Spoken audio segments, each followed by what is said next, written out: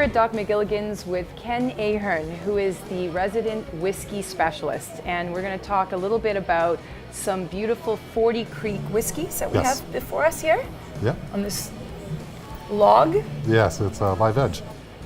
What gives whiskey this rich orange color? The rich color comes from the aging from the charness, which pulls out the malt, beautiful malt color. Longer you age it, the different colors come out.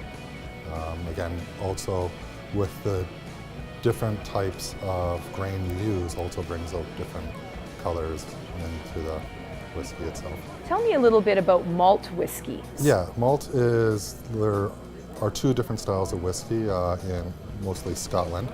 Malt is referred to like a single malt, which is just used in the one malt, the one whiskey distiller uses, and that's how they create all their whiskeys.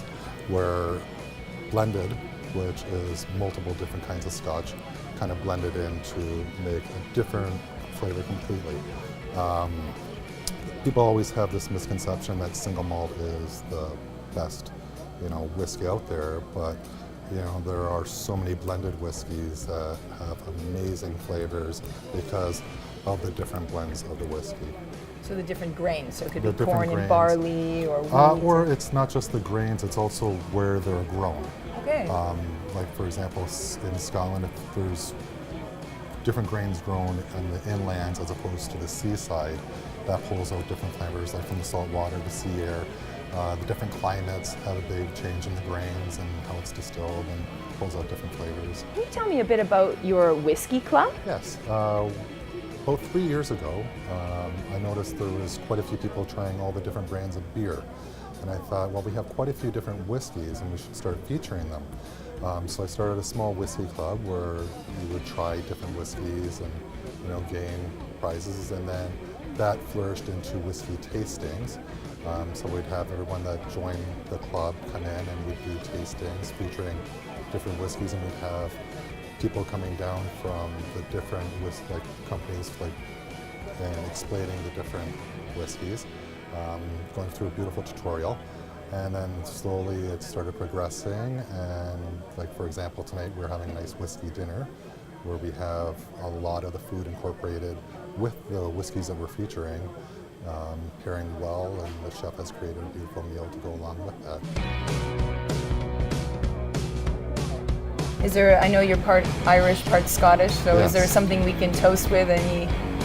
I always just cheers to friends and Cheers to family friends. and Cheers, cheers. to friends.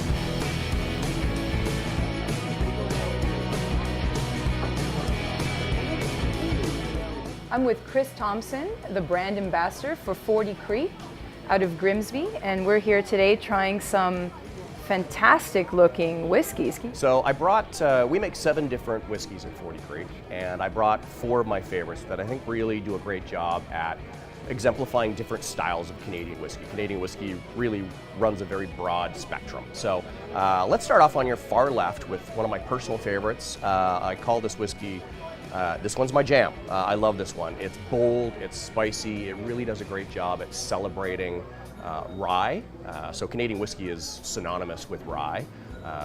And the original Canadian whiskeys weren't actually made with rye. Rye kind of came along a little bit later, but it really put Canadian whiskey on the map. So with this whiskey, you're going to get lots of big, bold, spicy forward. It's supposed to have a lot of Shazam is kind of the technical term I like to use.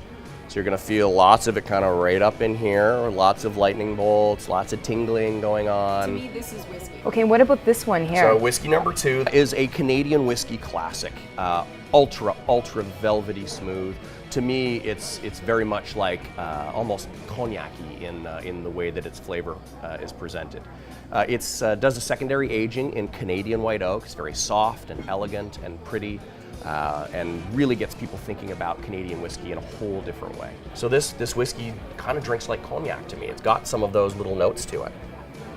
Really, really beautiful. This one really surprises people. The third whiskey I brought is a limited edition. We started off with a 4-year-old blended whiskey. We added it to a 10-year-old corn whiskey, and then added a little dollop of rare starboard wine, which is essentially a Portuguese style wine, like port. Anyone that I taste this whiskey with that's a wine fan immediately picks up some of those really nice red wine Where notes it hits on it. on your palate and even in the back of the throat is different than the other whiskeys I've tried today. This one, it kind of sneaks up on you a little bit. You know, it is very complex. It has multi-layered. The last one that I'm going to leave you with is a little bit of a dessert whiskey. With this, we added hints of honey and cinnamon and ginger and nutmeg, and it's all really beautifully integrated into the whiskey. You get all these really wonderful brown spices. It's a little bit sweeter, so I call it a little bit more of a recreational whiskey as opposed to a serious whiskey. It's a lot of fun. We're making lots of new friends with it. It's called 40 Creek Spike.